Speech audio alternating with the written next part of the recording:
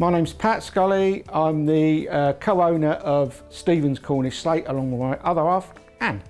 What we do predominantly is make house signs for people from Cornish Slate, which is all sourced from the Delabole quarry.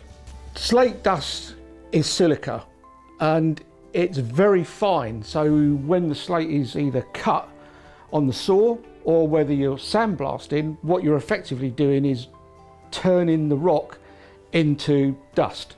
Silica is a really nasty substance and is responsible for quite a lot of respiratory diseases, and of course these manifest themselves over a period of time. It's not something that you break your arm, you know about it. With dust, if you're not trying to take care of yourself from the word go, you're exposing yourself to long-term damage.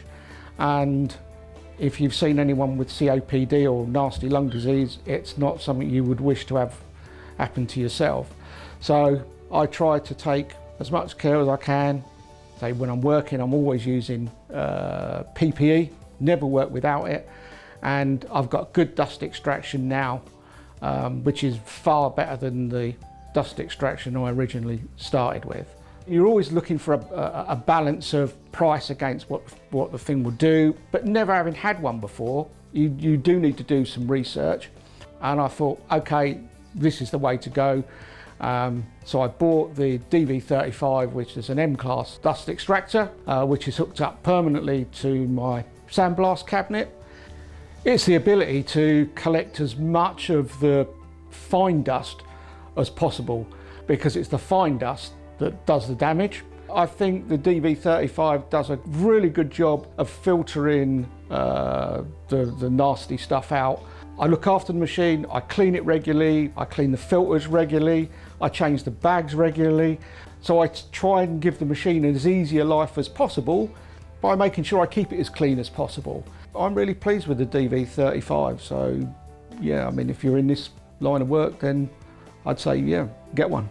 I mean, I've had this one for, I don't know, probably about 5 years, 6 years, something like that.